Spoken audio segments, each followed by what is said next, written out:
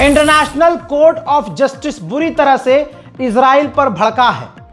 जी हां, international court of justice ने कहा है कि इजराइल एक ऑक्यूपाइंग पावर है, कब्जे वाली ताकत है, जिसने फिलिस्तीन की जमीन पर कब्जा किया है, इंक्लूडिंग वेस्ट बैंक और फिलिस्तीन और गज्जा। इन इलाकों पर इजराइल का कब्जा है, ये ऑक्यूपाइंग पावर है। मतलब इंटरनेशनल कोर्ट ऑफ जस्टिस ने ये कह दिया कि इजराइल कोई देश नहीं है, वो कब्जे वाली ताकत है। साथ ही इंटरनेशनल कोर्ट ऑफ जस्टिस ने ये रहा उसका ऑफिशियल, दोनों पेज का स्टेटमेंट आपके सामने है, साफ कहा है कि इजराइल ने अभी तक साबित नहीं किया है कि उसने गाजा के अंदर कि वो यूएन के जिन लोगों को इजराइल ने कत्ल किया उनका ताल्लुक आतंकवादियों से था या हमास से था। याद दिलाना चाहूंगा, इजराइल ने यूएन ऑफिशियल्स को इस नरसंहार के दौरान कत्ल किया था और कहा था कि ये ह्यूमैनिटेरियन ग्राउंड पर काम करने वाली तंजीम है और यूएन के जो ऑफिशियल्स हैं, ये कुछ ऑफिशियल्स हमास का साथ दे रहे थे। उनको कत्ल करने के बाद उसने ये सफाई दी थी। तो उसके बाद जब केस हुआ, तो केस दर्ज जब हुआ तो इसने कहा कि हम सबूत देंगे कि हमने जिन्हें मारा है यूएन के लोगों को, इनका ताल्लुक हमास से था, ये हमास के लिए काम कर रहे थे। तो इंटरनेशनल कोर्ट ऑफ जस्टिस ने साफ कहा है कि अभी तक इजराइल ने कोई सबूत नहीं दिया है और इजराइल ये साबित अभी तक नहीं कर पाया है कि वो बेगुनाह है, उसने वॉर क्राइम नहीं किया है। तो यानी इंटरनेशनल कोर्ट ऑफ जस्टिस ने इजराइल को अंधभक्तों के तीसरे बाप को नंगा किया है। Israel alleged that UNRWA has been infiltrated by Hamas and other terrorist organizations and that UNRWA employees took an active part in carrying out the attacks of 7 October 2023. Israel further alleged a widespread and systemic misuse of UNRWA's assets and facilities by Hamas. According to Israel, its concerns were not adequately addressed by the United Nations. The court considers that the information before it is not sufficient to establish UNRWA's lack of neutrality. America की middle east की जो team है फौज की, जिसे सेंटॉम कहा जाता है, उसने ऑफिशियली ऐलान किया है, इंफॉर्मेशन दी है कि हमने बॉर्डर पर एक चेक पॉइंट बना दिया है, यानी बॉर्डर पर एक दफ्तर टाइप में बना दिया है अमेरिका का, सेंटॉम का, जो गाजा के और इजराइल के सीज फायर पर नजर रखेगी। अमेरिकी वाइस प्रेसिडेंट ने कंफर्म किया है कि गाजा के अंदर जो कुछ भी बनाया जाएगा उसमें अमेरिका का और विदेशों का उसमें इन्वेस्टमेंट होगा। गाजा को बर्बाद कर दिया गया है, अब गाजा को लूटने की तैयारी है। वहां अमेरिका अपने होटल बनाएगा, अमेरिका अपनी जगह बनाएगा, दूसरे देश जैसे जर्मनी हुआ, फ्रांस हुआ, सऊदी हुआ, वो अपनी अपनी जगह बनाएंगे। आप समझ रहे हैं गाजा का हाल क्या होने वाला है।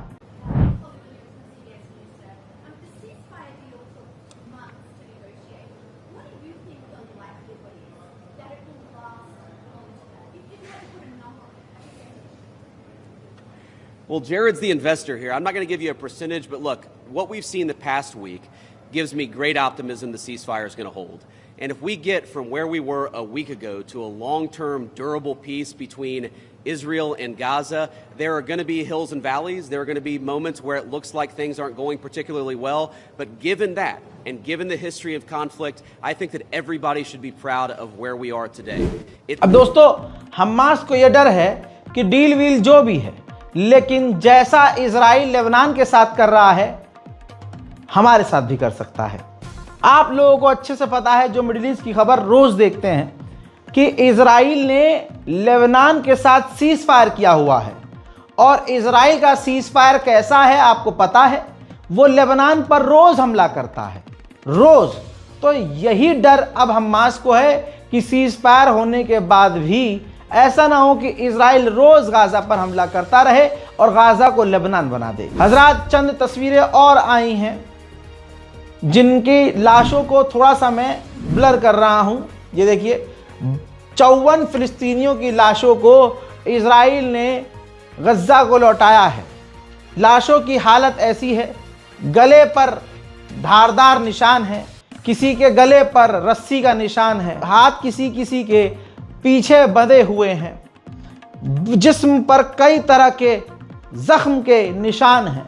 तो आप समझ सकते हैं कि कितना टॉर्चर करके इजराइल ने फिलिस्तीनियों को कत्ल किया है। आप दर्द को क्या ही समझेंगे, जरा इस तस्वीर को देखिए। ज्यादातर लाशों को फिलिस्तीनी पहचान ना पाए कि इसमें से हमारा बाप कौन है, इसमें से मेरे बाबा कौन है, इसमें से मेरी माँ कौन है। तो इजराइल के हाथों के द्वारा मारे गए ना पहचाने जाने वाले फिलिस्तीनियों को बिना पहचान के ही एक साथ दफना दिया गया। हस्बे अल्लाह व निअमल वकील।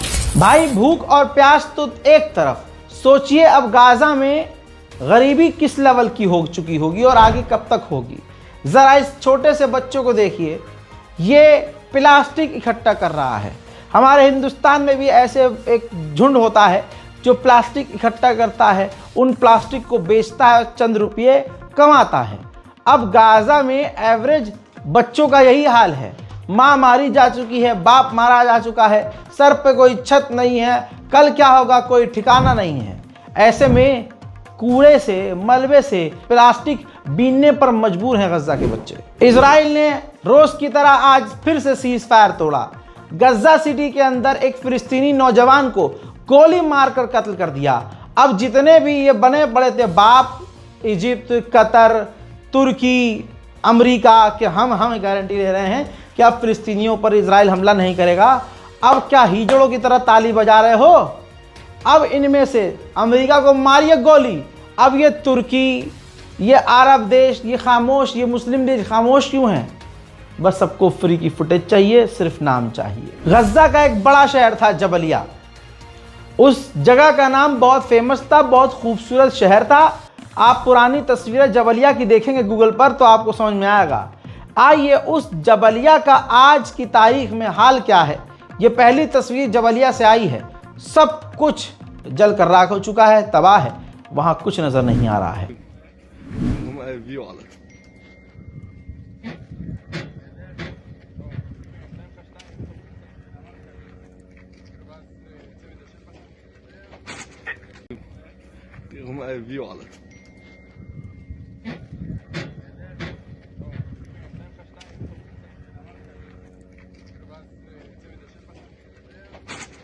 जिस चीज का हमें यकीन था, रज़ाग्राफी देखने वाले इस बात को मान चुके थे कि ये होने वाला है। दोस्तों, आखिरकार इजराइल की पार्लियामेंट ने फिलिस्तीन के वेस्ट बैंक के इलाके पर पूरी तरह से कब्जा करने का बिल पास कर दिया है। मुसलमान अब तो बैतुल मुकद्दस जा नहीं सकते, लेकिन हजारों की तादाद में रोज यहूदी मस्जिद अल-अक्सा जा रहे हैं।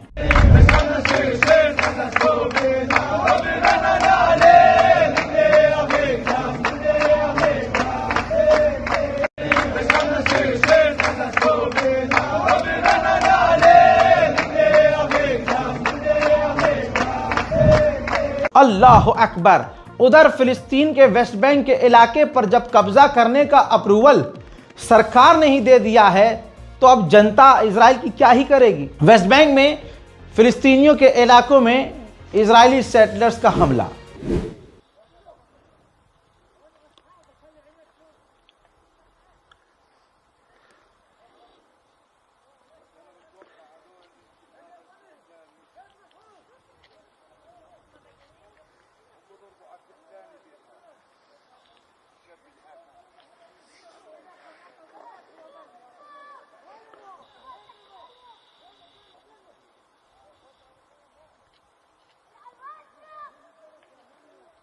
आप सोच नहीं सकते कि इजराइल खेल क्या खेल रहा है।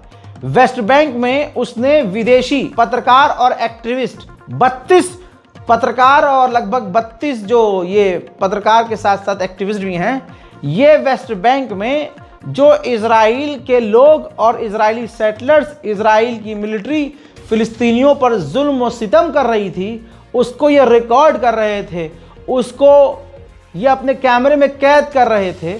तो ऐसे 32 एक्टिविस्ट पत्रकारों को इजराइल ने अपने अपने मुल्क डिपोर्ट कर दिया और उन 32 के 32 पत्रकारों को 99 साल के लिए इजराइल में ब्लॉक कर दिया, बैन कर दिया। वो इजराइल 99 साल तक नहीं आ सकते। ये है इजराइल। इजराइल के सपोर्ट में अमेरिका पहले से ही इतना नंगा है कि यह अमेरिकियों को भी इजराइल के आगे कुर्बान कर सकता है। इसी बात की वजह से आज अमेरिका के लोग डोनाल्ड ट्रंप और इजराइल से और किलसने लगे हैं। एक अमेरिकी पत्रकार वेस्ट बैंक में मौजूद था। इजराइल के सेटलर्स ने उस अमेरिकी पत्रकार को भी घेर कर घायल कर दिया, उस पर हमला किया। जिसके बाद जब अमेरिकी पत्रकार ने इजराइल में मौजूद अमेरिकी एम्बेसडर से मुलाकात करनी चाहिए तो अमेरिकी एम्बेसडर ने साफ मना कर दिया कि मैं तुझसे नहीं मिलूंगा। आप समझ रहे हैं, अगर इजराइल का कोई आतंकवादी भी, गुंडा भी अमेरिका के किसी भी व्यक्ति, पत्रकार, नेता को थूक दे, मुंह पर थप्पड़ मार दे, तो अमेरिका की गवर्नमेंट इतनी इजराइल से डरती है और इजराइल से उसकी इतनी फटती है कि वो अपने ही नागरिक का साथ छोड़ देते हैं, बल्कि उसके खिलाफ हो जाते हैं कि जो किया है तुम्हारे साथ इजराइल ने सही किया है, बल्कि मैं तो तुमसे मिलूंगा ही नहीं। यह है असलियत इजराइल की और ये औकात है अमेरिका की। इटली की प्रधानमंत्री मेलोनी ने कहा है कि इटली जो है, इटली गवर्नमेंट फिलिस्तीनी पुलिस को, जो भी पुलिस डिपार्टमेंट है, सबको ट्रेनिंग देने को तैयार है। दोस्तों, एक देश ओमान है। इजराइल ने ओमान को खत लिखा है और भीख मांगी है कि अपना एयर स्पेस इजराइल के जहाज़ों के लिए खोल दें। ओमान ने अभी तक इजराइल के लिए अपना एयर स्पेस बंद किया हुआ है। हमास अब फिलिस्तीनी गद्दारों को कत्ल तो नहीं कर रहा है, लेकिन 12 से 14 और, ये तस्वीर देख लीजिए, 12 से 14 और फिलिस्तीनियों को गिरफ्तार किया है जो इजराइल के लिए जासूसी कर रहे थे।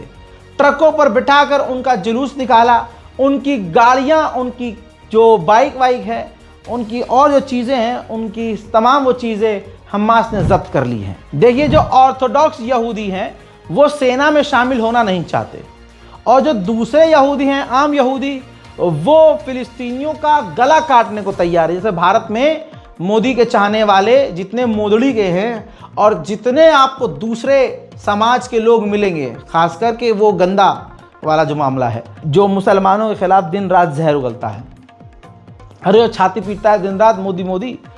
अगर आप उनका सोशल मीडिया देखेंगे तो जैसे कैसे होता है मैं बताता हूँ। ये देखिए, ऐसे लोग हैं जो कि आज की तारीख में, ये कल का ही पोस्ट है, खाने की तस्वीर क्लिक करी, उसको पोस्ट किया।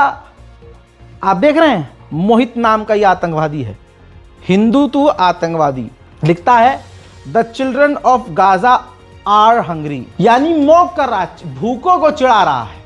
हालांकि ये थाली इसके घर की भी नहीं होगी, इसने गूगल से उठाया होगा, खा ये गू रहा होगा, पी ये पेशाब रहा होगा, लेकिन जवाब इसको वहां खुद हिंदू, जो असली जो हिंदू हैं, वो जवाब दे रहे हैं, क्योंकि हिंदुत्व इंसानियत से घिरा हुआ हो, ऐसा हो नहीं सकता।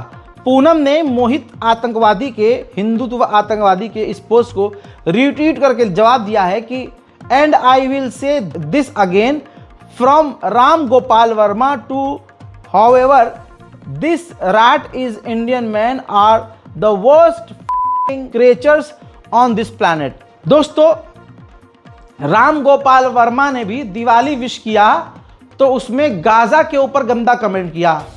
इसी तरह से इस महिला ने, इस हिंदू लड़की ने यही कहा कि राम गोपाल वर्मा से लेकर ऐसे हिंदू, मोहित जैसे हिंदू लड़के लड़कियां बहुत हैं जिनके दिमाग और दिल में इतनी नफरत है कि वो इस तरह की बातें लिखते हैं। हजरात मोहतरम, हाल ये है। बहरहाल, बैक टू द पॉइंट, जो ऑर्थोडॉक्स इजरायली हैं वो सेना में शामिल नहीं होना चाहते, और जो कट्टर और आम यहूदी हैं वो सेना में शामिल भी हो रहे हैं, वो फिलिस्तीनियों को गाली भी बक रहे हैं। तवज्जो है।